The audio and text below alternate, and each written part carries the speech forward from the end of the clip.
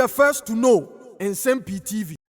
US President Donald Trump, that any buying make an announcement with regards to the imposition of new tariffs on exports from certain countries. Now, Ghana was not exception. Osha announcement in a course one, say the US are placing a new 10% tariff on Ghanaian exports. And ye Ghana nkwa, say the Messiah American, there are several countries tariff could be more. In fact, Osha China tariff no more than the 10% in the Ghana. In a Facebook post, and a foreign affairs minister, the Honorable Samuel Okudzeto Jananum Betran Facebook post Kochre Sign were invited American ambassador to Ghana. Her Excellency Virginia Palmer say omra ne office on Monday na omu enim komo na nkomodie no wo hwesa ambassador no provide the clarifications and reasons for President Trump's imposition of 10% tariff on Ghana exports. Na afei no so no mohwe kwan ya ono Okudzeto ablakwa any American ambassador befa so areche consensus na omoaboa Ghana exporters because 10% tariff na no odin then kofu heli no the workaholic Okudzeto ablakwa ankowu enra United States penifo ashasia the 10% new tariffs ashasia juma. Now, according to Washington DC Reuters correspondent, US Customs and other agencies ashasia collecting President Donald Trump's unilateral 10% tariff on all imports from as many as 80 countries on Saturday, with higher levies on goods from 57 larger trading partners due to start next week. The initial 10% baseline tariff paid by the US importers has taken effect at US seaports, airports, custom warehouses at 12:01 a.m. That is the 5th of April. Tinura. And as announcement now, President Donald Trump, to join the Okudzeto Ablakwa join and say we meet US ambassador to Ghana, no one na transia kekan. Ashasiye kura ye djuma. Ashasiye nra. Now, interestingly, the US ambassador to Ghana, Her Excellency Virginia Palmer, and so edim komo. Na nkomo die mu no odi nioma mienu na tudwa ba ko o say the 10% tariff imposition there eno anya na djuma United States are buying na dia ba na nya Ghana nko a there are several countries but no ade ehia no ne say e ka Ghana buying at the American companies dating back from 2012 edibesine no ekane modu $251 million in arrests is what Ghana owes to several US-based businesses. Yeah, according to Her Excellency Virginia Palmer, in order for the government of Ghana to build and improve its business climate with the United States, that is the most important thing. Now, according to the United States ambassador, a chunk of this debt by from 2014 to 2016, US company from Cosmos Energy and Ghana buying a sign an agreement for the production of electricity. They take a pay power agreement no. His Excellency President Mahama Sabre no sensa ye ni wakwa babeto. According to United States ambassador to Ghana, sa debt no eno man ye hwe. Si ye betumi atua free ho to improve and build a competent business climate between this country and the United States of America. Now, Osanka Bion say, U.S. businesses are demanding that the United States leverages its position as the IMF's largest shareholder to ask the IMF to get Ghana to repay its debt to American entities by deducting the said debt from Ghana in fourth tranche of IMF. Sika is saying Saka. IMF Sika no $300 million be the whole no a deal this country after say IMF all the necessary checks and balances. And no the US ambassador said Timu Bion say yenye ya juni si etua say SK ya US are buying a leverage with IMF because Udo ani chemo IMF omo ene the largest shareholder say sa yesika $300 million na ye hwanimu no as the fourth tranche no o meti omo $251 million in the film because a Canada watch. Speaking to journalists in Accra on the 5th of April, the US ambassador Virginia Palmer noted that Ghana's indebtedness to American companies remains a major concern and not the 10% tariff. There is a need to make Ghana welcoming to foreign and local investors, exporters, and traders. Something that has been on my mind for more than a year is the payment of arrears, which are monies the government of Ghana owes American companies. When I talk about transition, I will always talk about how that has always been important because everyone wants to get paid. It is important to let investors know that if you come and sell things here or invest here, you get paid. I think now it is an emphasis on commercial relations and transactions that is going to be important than before, she stated. The US ambassador, in fact, Wama Samuel Okudzeto Black one upper category say 10% tariff on the here, and no, and yet it is not under the jurisdiction. The US are buying, led by President Trump, and the Abasha Shekra Jumanti, no one some crady, and the here. The here say, what buy and never hold dano, since sign energy agreement to be a more money at the American companies to the tune of approximately $251 million. I don't know because US are buying and I say obe leverage on the country as the biggest shareholder at the IMF. Not the artist can be free. You know, we need as a country, Ghana, to send a strong signal to investors out there. So you don't want to enter into any business negotiation as a government. You bet you are the way a piece of information. US Ambassador, Her Excellency Virginia Palmer, say young farmer Samuel Okudzeto Blakwa, and an NDC. I was a fool. What report I'm into? Yes, Kwame. Kwame Didikan, President Mahama. And the Facebook and the Twitter now the buying. Yes, I think that. Why but people wouldn't understand why or my penina kasa ababe sadem. Kwame. 2008 Abranti bi ne fe na Antonio Mazzoletti. Na Antonio Mazzoletti on a UN office drugs and crimes, UN office drugs and crimes. Or a regional head of UN office drugs and crimes in this country.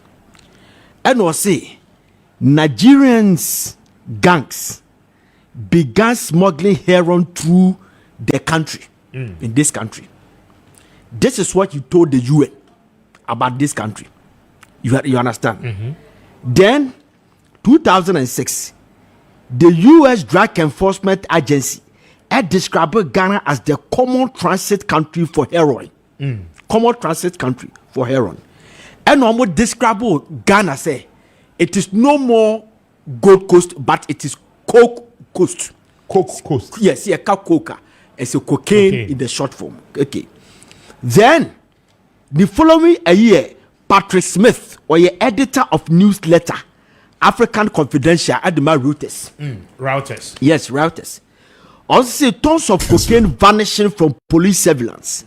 And it is extremely serious threat, not only Ghana, but entire West Africa. Chama na you cocaine na police for you. This is what the guy said. You understand? Anna, the yekanina was actualized by allegation. COP Nathan Kofi Boache. Yeah. Indego and Elijah Bass issue. Then Grace Asibi. And so cocaine issue. You remember that story? Yes. There's another 2 British teenagers be Albekai way back. One more day cocaine worth of 300,000 pounds. And to share laptop bags, they were arrested at Kotoka International Airport. Okay.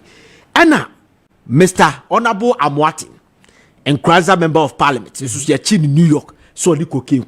So all these things are not urban. These activities no actualize it. Then the WikiLeaks, I say, Ghanaian police helped drug smugglers evade security. WikiLeaks in 2010. He was talking about WikiLeaks, you know, say be a 206, 207, but it leaked in 2010. You understand? Was say Ghanaian police helped drug smugglers evade security, described as also a cold coast.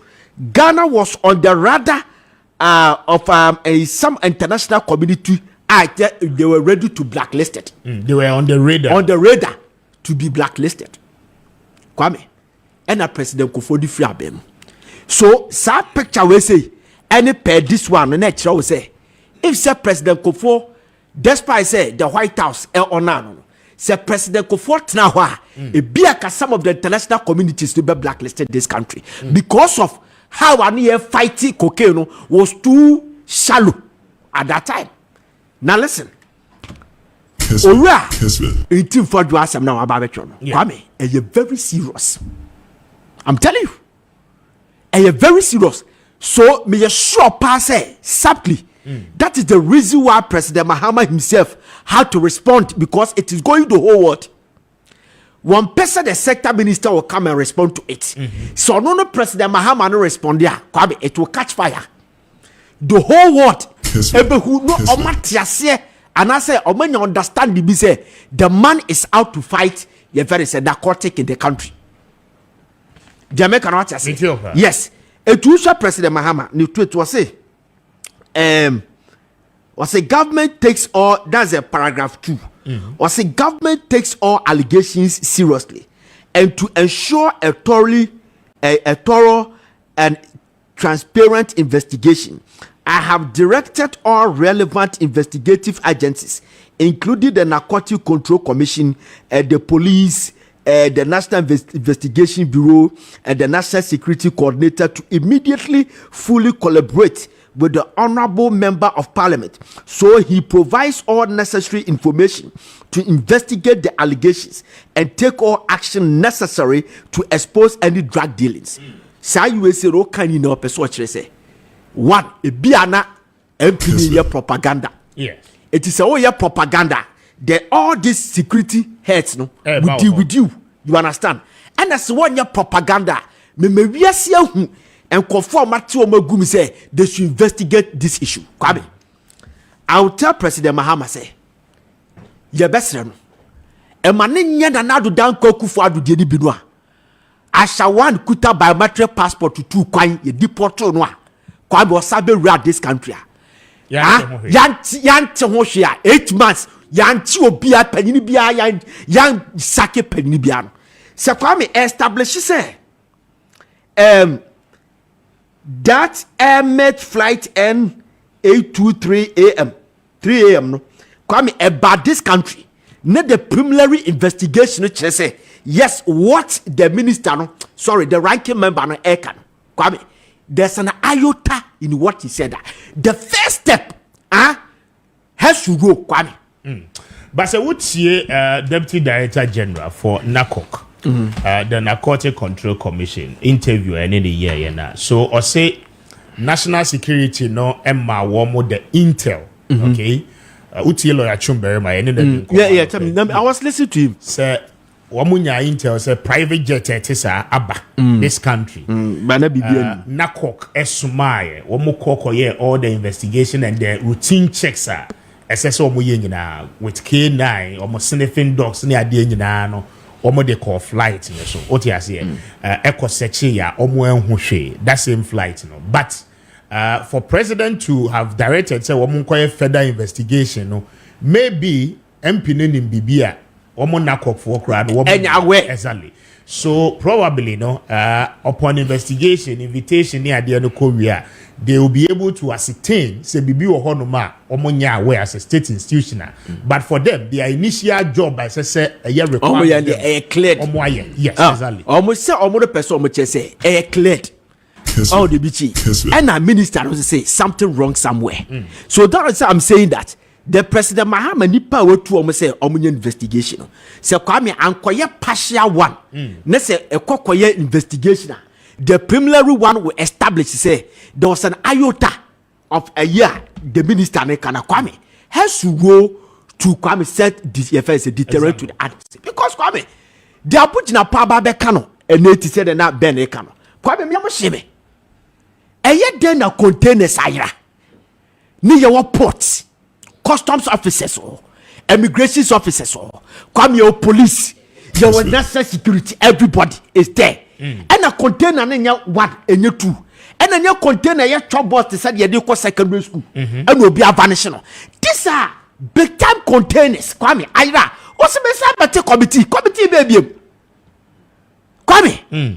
Committee baby now saba bete abra containers na Ira. There's some process Kwame one has to go through and say what to be you know ma. And you then and conform a containers na Ira no Kwame see you go through the process and you container did free honoma and confwa through our office we have to question them Kwame see any good answer they can be sacked and as a containers no say go through the process I mean that was stolen so security agencies on hono and you then a container and it be airplane time na ma wo mo kwese akwaro so okwa afuo mu wo he omo chiye ya afese ba ko mo so ko omo ekwa Europe omo firi Rwanda and omo kwa Europe and omo be fa Ghana and am say na me ti akrai na me se me kwata mala afe makofa azim me frazim ma be kumase ansa na makope adden den e koso esremu chechiri mu yo enti no de ti ane se etifo ichiam pa mu ni ho ayi ni ho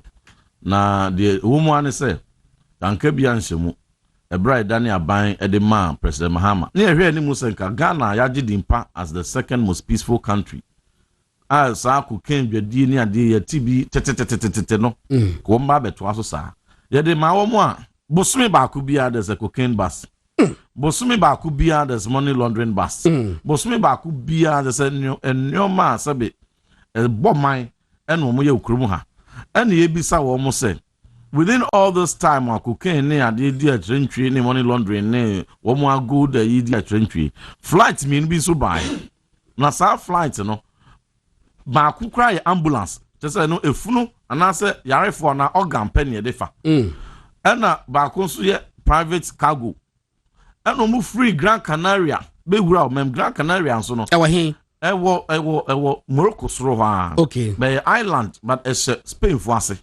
it's a small island na enu boni dwade nku an ekoso okay and bra omo e free ho baaye no suspicious because there are thousands of flights at back room ha etuko obi amisa ho asem ba mienu ide ambulance no be do 20th March obedu ya otena ha for 5 days and was to call 25th March no back to Gran Canaria and about so 12 March and so sa kavok and so to free Gran Canaria ho eba Ghana ebedi 13 days and also sent to call the same Gran Canaria ya kwacho for so cancel free Rwanda ni ayentro na wo me no na to the same time no yeah me fache mi o da be na asma wo case date ben 12th March and a Cavoc air no bedru 12 March Rev Ashade o bog me check out DBC was say police raid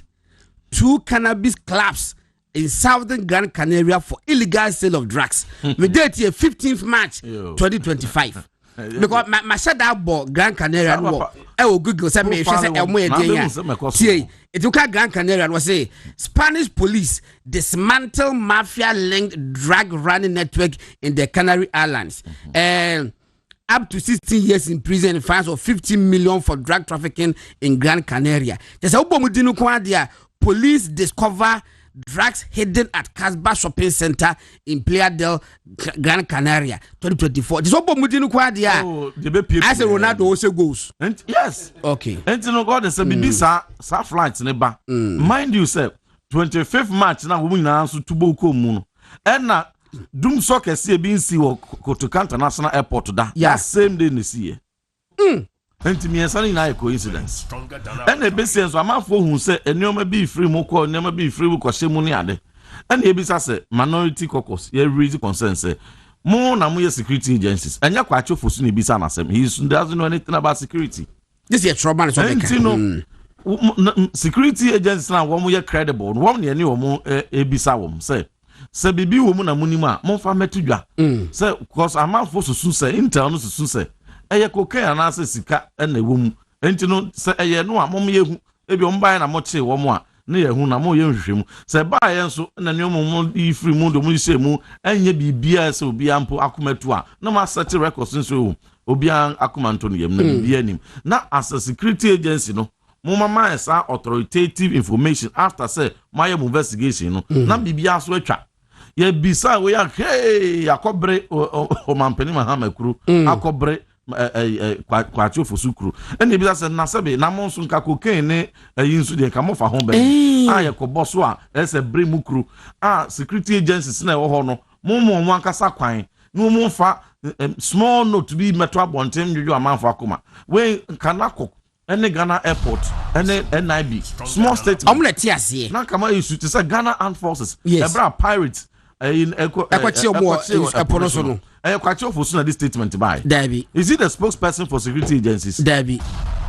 Which agency is more sensitive than Ghana Armed Forces? But one more kasa and the issue almost statement say crime say na cost and we're expecting the same way say other security agencies. So the munim fa hono mo fa metuja mo say hey abrimukro mo ba betete mo ba intimidate they should come they should omonto pono ema cocaine for no mo protect you no omombra emeche ye ne aye kasaba unza asem we UN4 asum sir oh yes who publication the moment kwacho fosu be kan say enye de hia omo aban no ene say wo meye hwehwemu na they just want to make example of me na you say zanuma we intelligence aye ne kra ye wo aye din ye hwemo enti say bibi say aba na mo be hwehwemu Gran Canaria suspicious flight mo ye hwehwemu here. You are jumping the gun and irresponsibly, recklessly, arrogantly talking about going after somebody. We are watching. They've issued a statement. But Rob, okay, first, no. None of the brain,